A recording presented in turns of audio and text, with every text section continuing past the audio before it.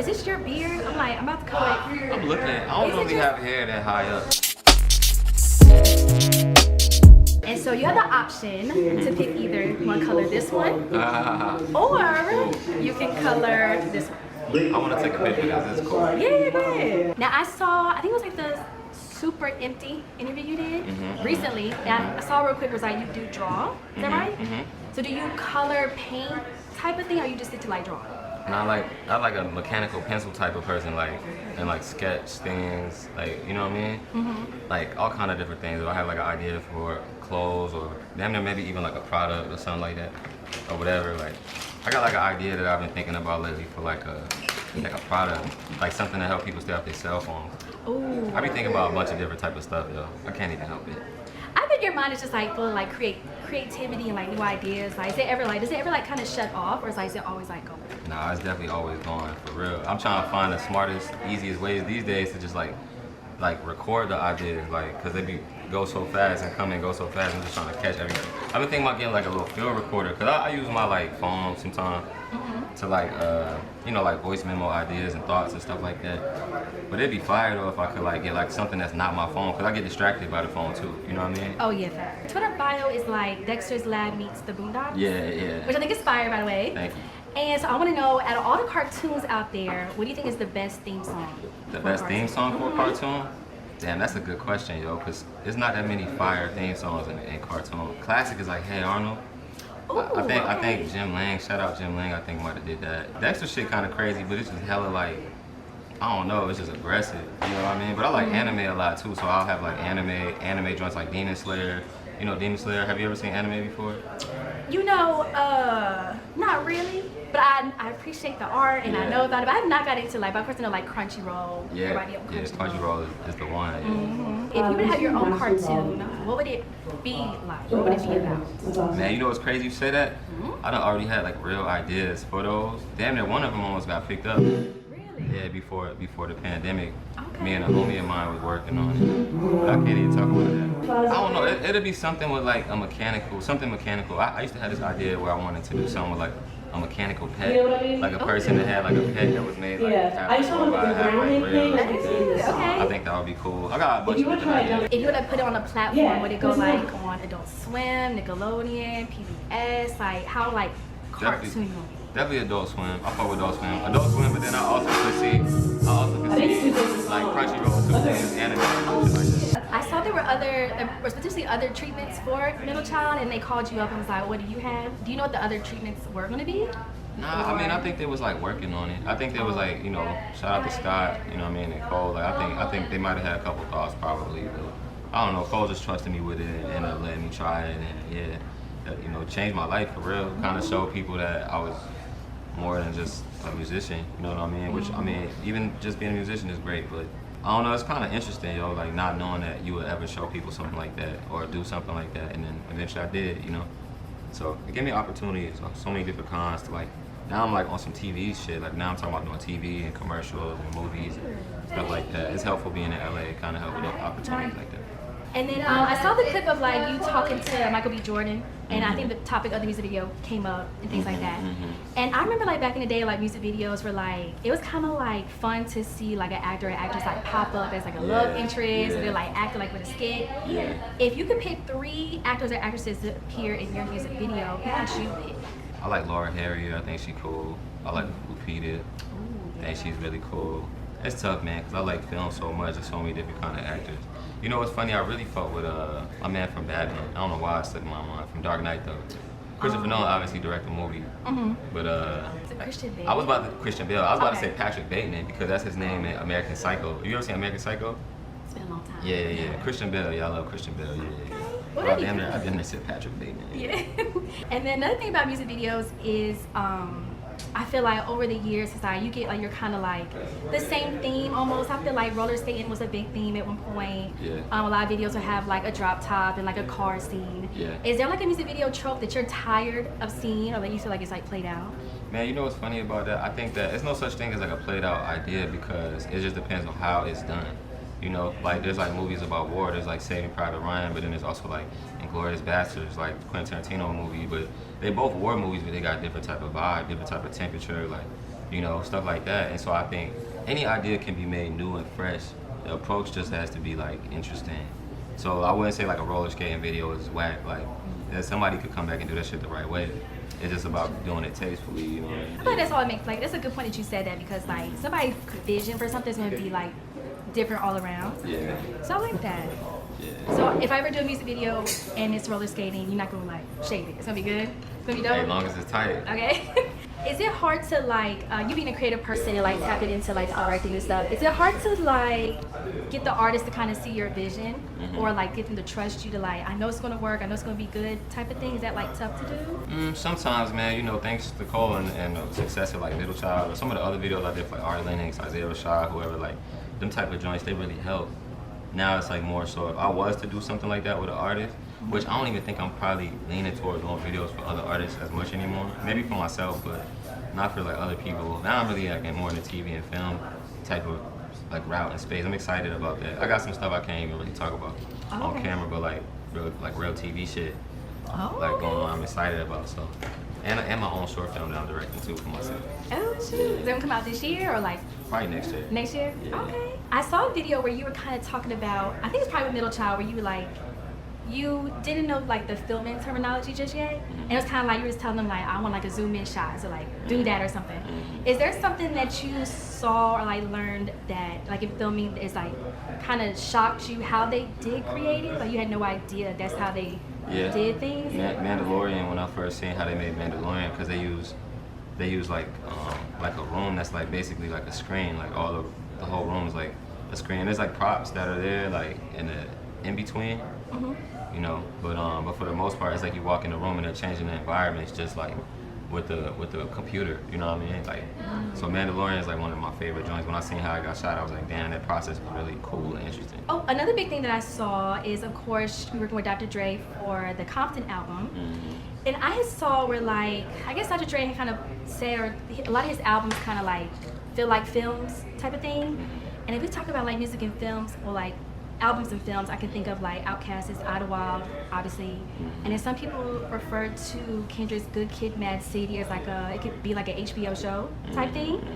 So I want to know, I know you talked about you want to get into more creating like movies or shows or commercials, but do you think you would enjoy more creating the music for those or actually creating the movie or show? I mean, it's both really. I probably easily would do both, because it's just natural. All of it comes natural. You know what I mean? I have so much fun, like, because it's all storytelling at the end of the day. None of it's not different to me. Even designing clothes, like I design these jeans I'm wearing, like. Oh, nice. Yeah, shout out to Leah and Phil who helped me with that. I'm the type, like, it just comes natural. I don't even be pressed. I'm like, I want to do, like, if in that moment I'm like more drawn to the film, like, oh, I want to direct the film. Or if in that moment I'm more directed to the song, I'll do the song, or the video game, or who knows, or the music for the video game. You know, I just did a song for a big video game that's coming out in September. GTAC? Nah, but I can't. It's a big game, but I can't talk about it. You real on the hush hush, but I kind of like that though, because it's like I'm excited to see what's like coming up from you. Yeah. I'll be excited for you to see it. You think it's gonna like shock a lot of people when they see it? It's a really big, it's like an international game. Like people play it like around the world. You know, it's like known for that. So I think. Can I guess? You could, yeah. You know what? You could guess. You could try. I'll give you one guess. I have not one guess. Yeah. I'm going Tekken. I love Tekken, which is fire, but no, it's not Tekken. Okay. That would have been ill. I also, when I was doing that research, like for No Skips, like of course I'm talking about the albums, is a couple songs that I've heard. We're supposed to go to Dre's Detox album, like Usher's Throwback Beat was supposed to go to Detox. I think Kendrick and him's Compton was supposed to go on Detox.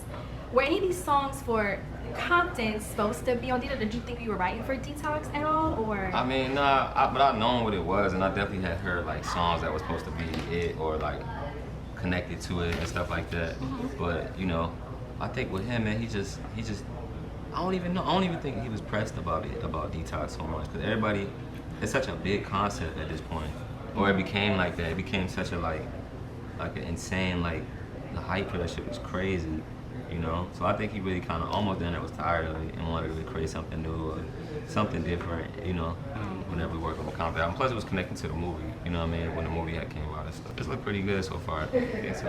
Yeah, I kind of like it. I'm kind of thinking like, I know we got like a green light going on, so I was trying to find a different color. I'm like, you know what, maybe like a color roulette, because I don't know what color is. It looks good in green, but I'm not even when the lights turn on, it's gonna be like completely different, but yours was good.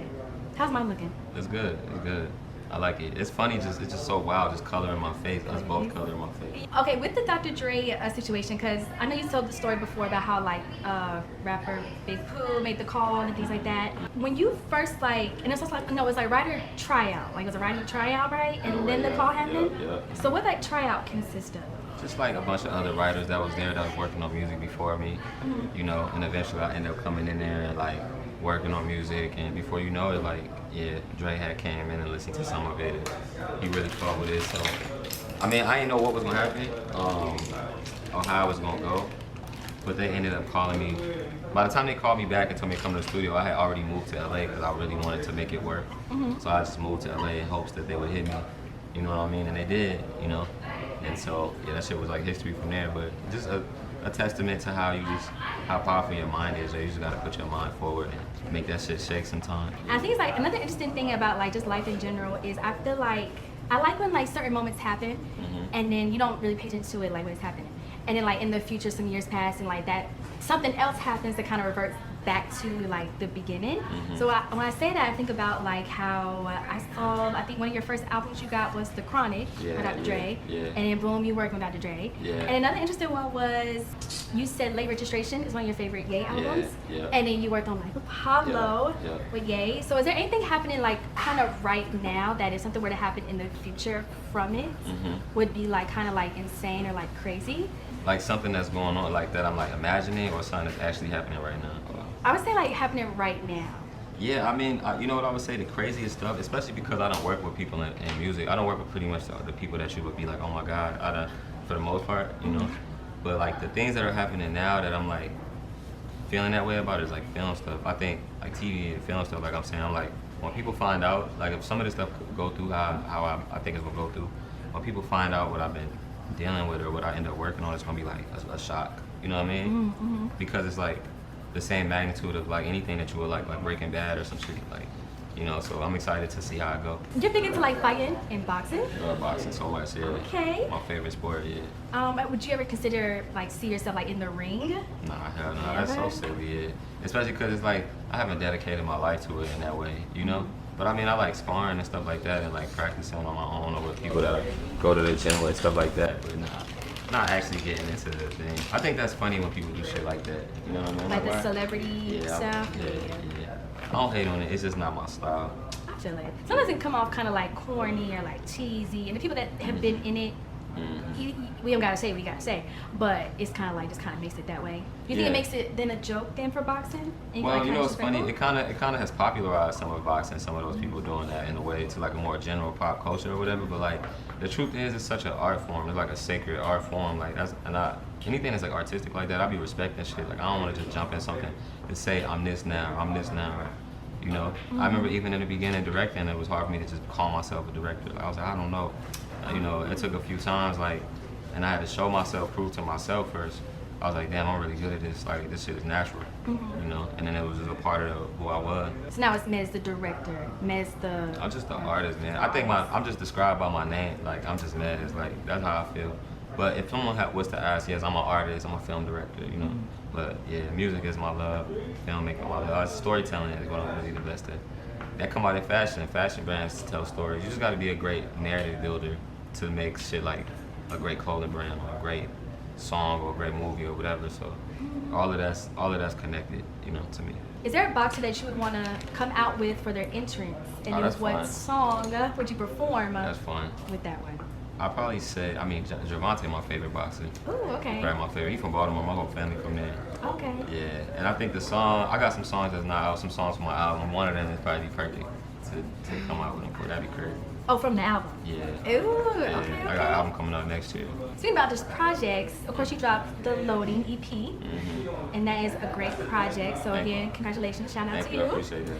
And of course this comes after like either, well, I want don't want to say a hiatus because I feel like you were still like kind of just, you were there, but it's like your first actual like kind of project. Yeah. Was there any like nerves like putting it out because it's been such a long time, or like actually putting out a body of work? I mean, for me, yo, I don't be worried too tough, cause I think that like I'm like a quality kind of artist. I'm quality first before anything type of artist. So like, I just knew like even and these songs is like songs that didn't make my album basically.